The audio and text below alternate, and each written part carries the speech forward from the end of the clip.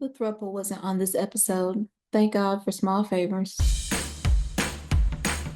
Hi, I'm Alikin. I'm your favorite online friend, but right now you do not care about that. We are here to talk about Miss. So let's. Also, please like, subscribe, and share if you like me. Thank you so much. Stevie started off this episode. I think there's a lot of things that Maddie might be taken aback by a little bit when he gets here. Like what, you ask?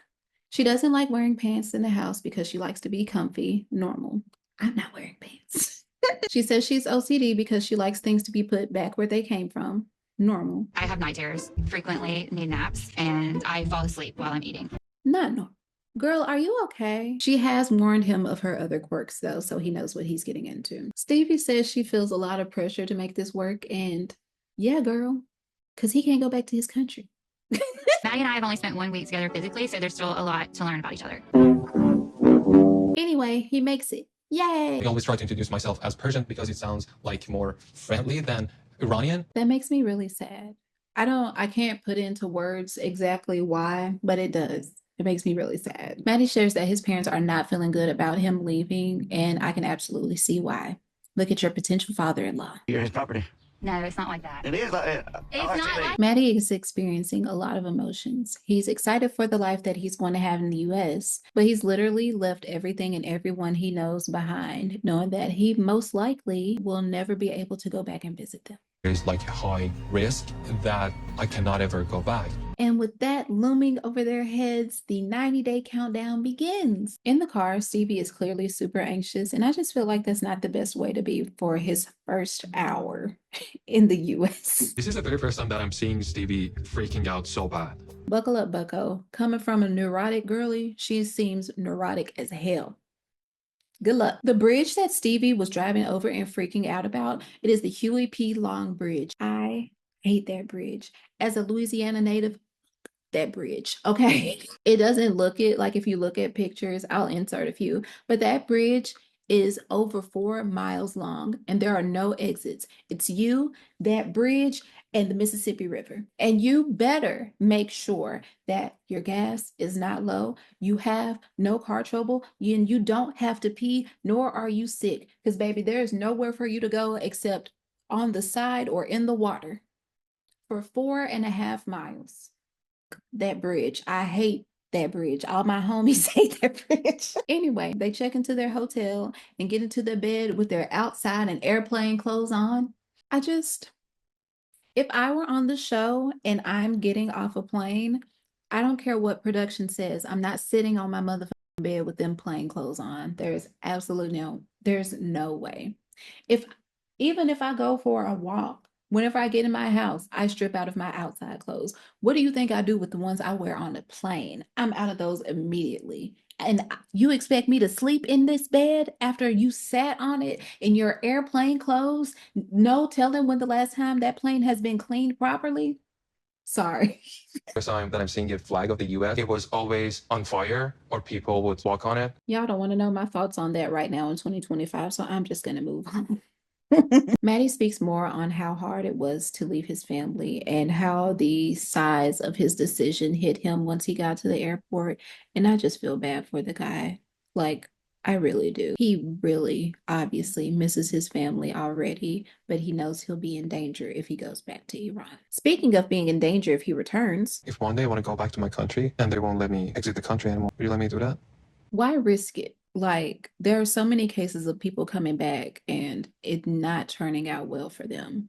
I would rather, like, as his partner, I would rather work my fingers to the bone to get a plane ticket for everybody and Airbnb for y'all to meet up in Turkey or wherever instead of you going back and being in danger. I get it though. Stevie says she'll support him if that's what he wants, but she would obviously be extremely sad. It's shocking to hear Maddie say that he might possibly want to go back within the first hours of being here, and honestly, it hurts.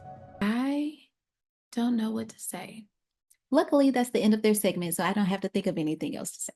Shekinah and Sarper are back from their BS cliffhanger with only an answer that Sarper could give. I don't permit it. For everything. It will be unfair to let you in Why? for American guys because I'm too handsome. How do you have such corny dad jokes without being a father? I just remember that storyline of the long lost child in his email that he deleted. but nothing ever came of that. So anyway, Sarper's approved for his K1 visa like we knew. Woo, woo, woo. Better than orgasm. Peeing, orgasm, and K1. The three best things in this life. Thank you, Sarper. He's being extra unhinged this episode because he says they asked him what he does for a living and he told them that he is a professional narcissist. He also says he was just there to be as cute as possible. I'm an asshole. I can say anything. I can mess it up. So I was there. I tried to be as cute as possible. He's so baby girl.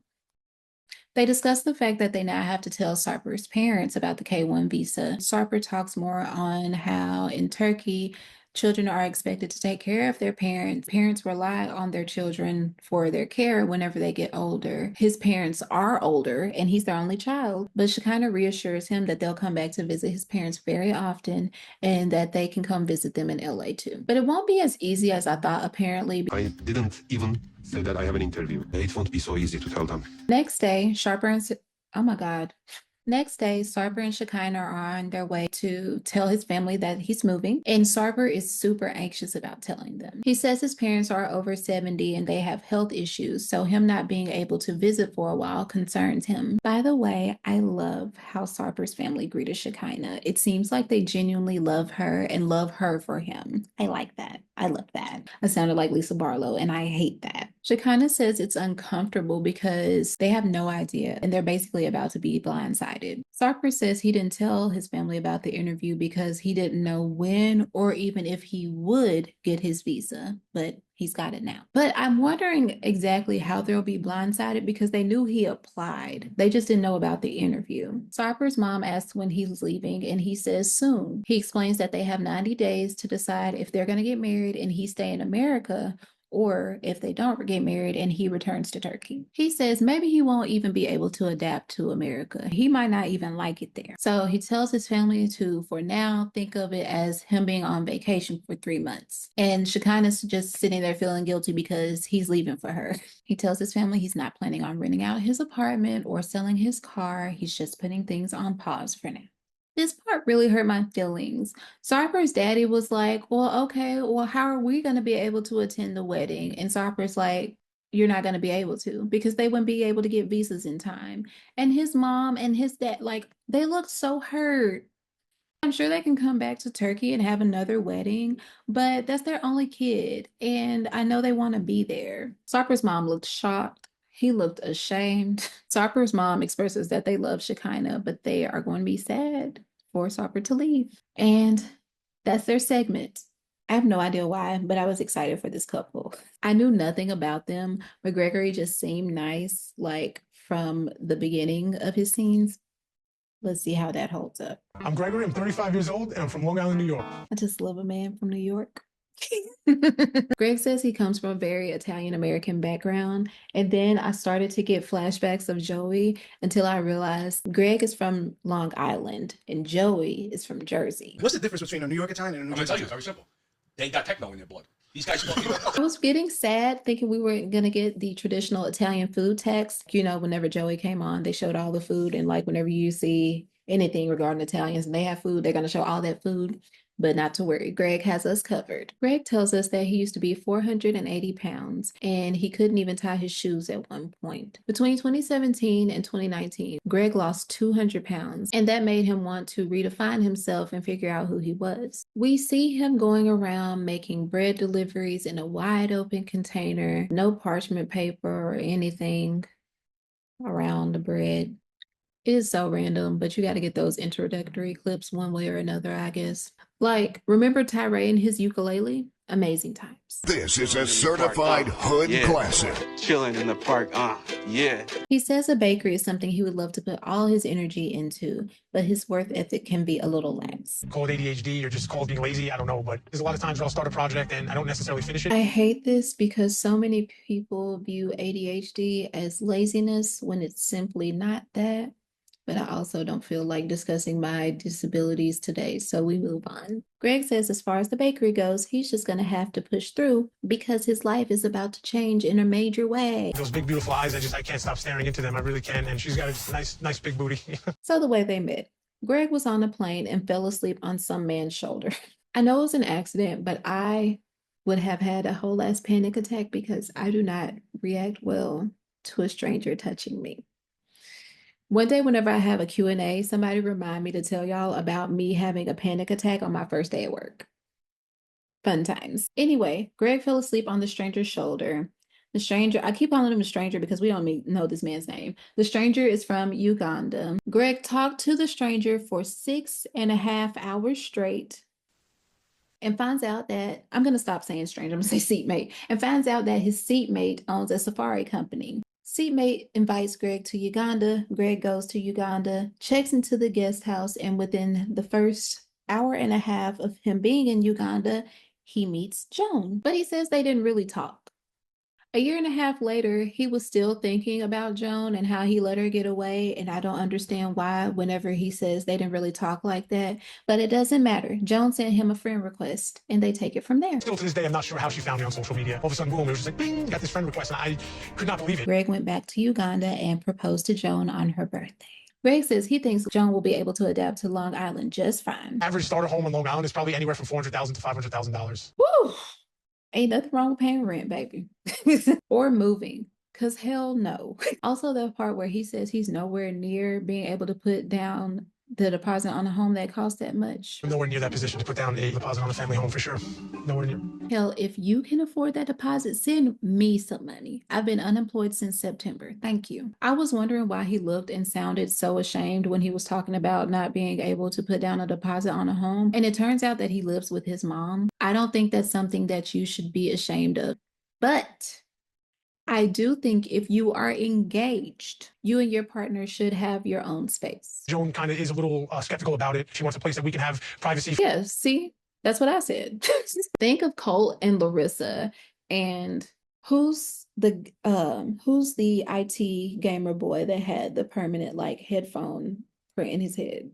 Clayton. Think of Clayton and Closet Mom. Just don't think living with anyone else, much less a parent, is the best thing for an engaged couple, especially an engaged couple who has not spent much time together in person and who need to learn each other. Also, not even including the fact that they will need to get married within 90 days. So that's a lot of pressure on the situation without a parent or someone else being involved. Like, that's a lot. Anyway, Greg is hopeful that Joan is okay with the fact that they'll probably be living with his mom for the next year or two.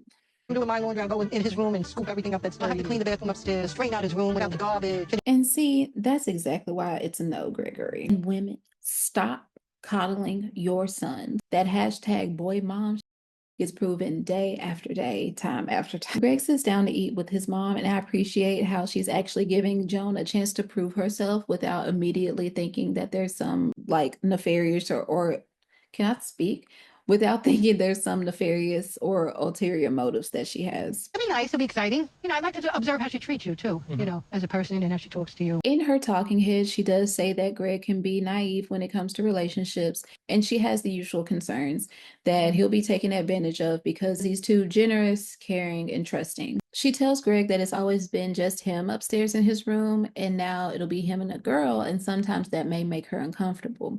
And I was really trying to understand what she was getting at, but Greg comes through, so we all understand. Having sex, being intimate, right? Is that what you're worried about? Things like that? All right. If y'all are quiet, she'll never know.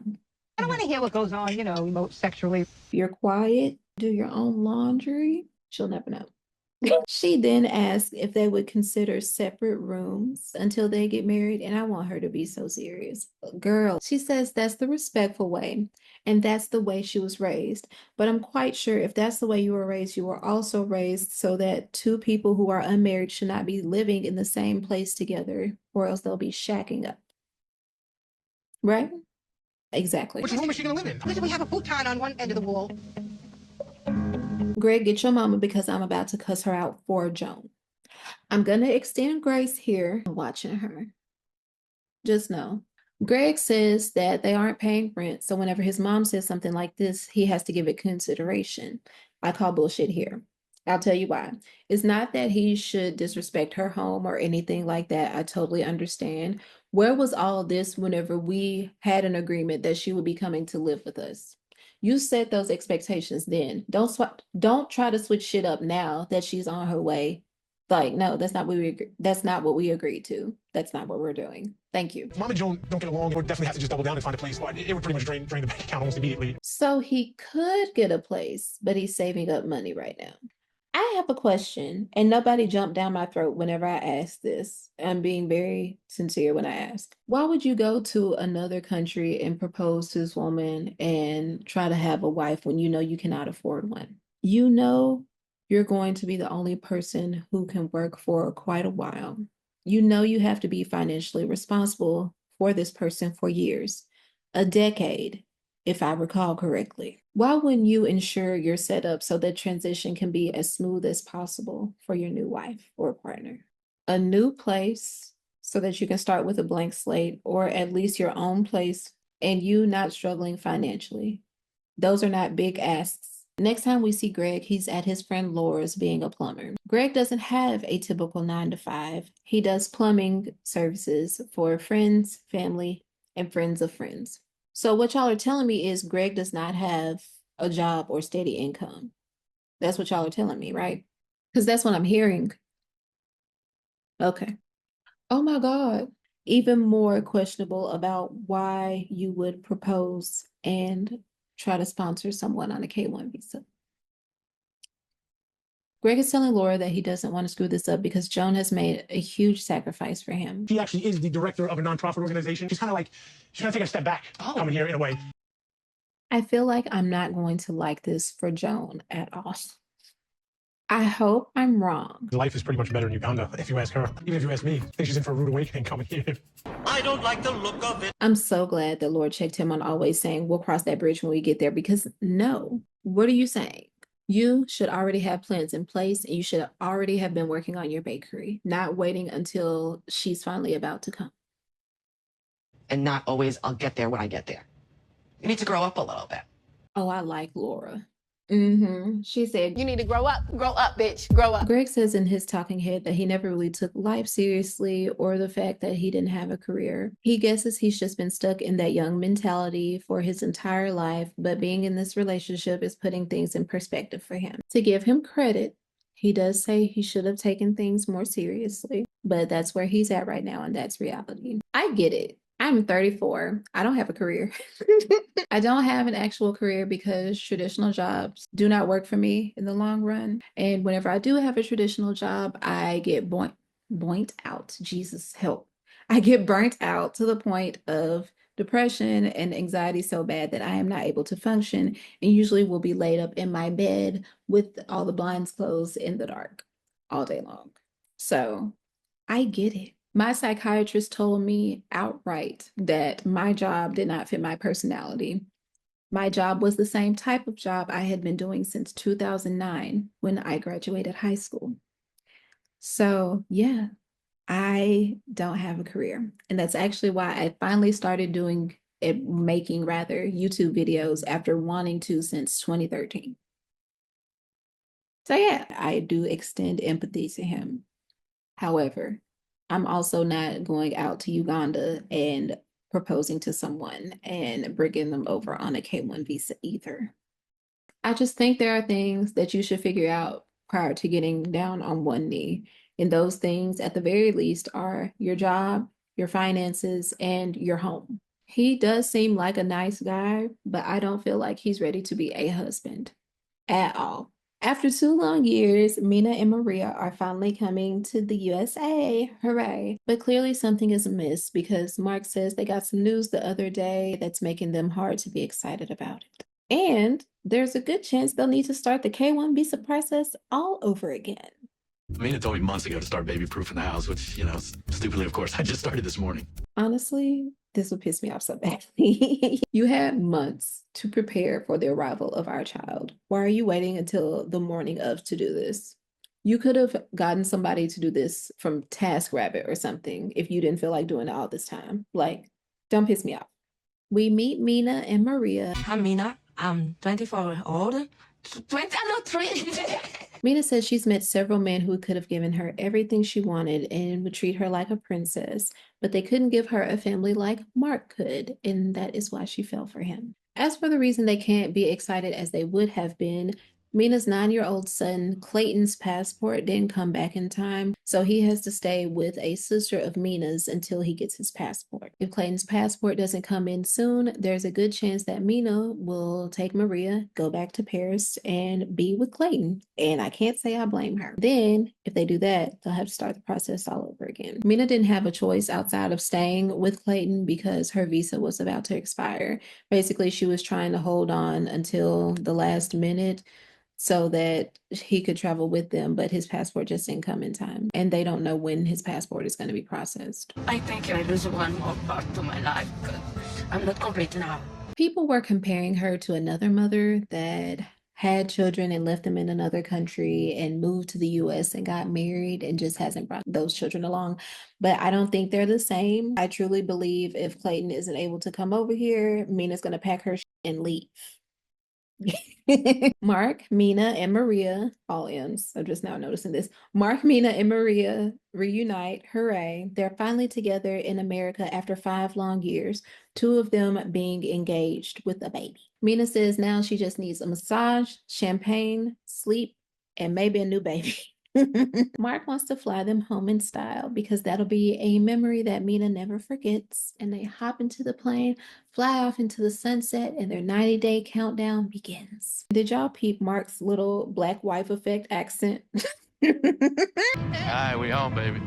I'm home now. I laughed. I chuckled very heartily. I just talked about not including kids, but I will include this little clip of Maria. You home? You home?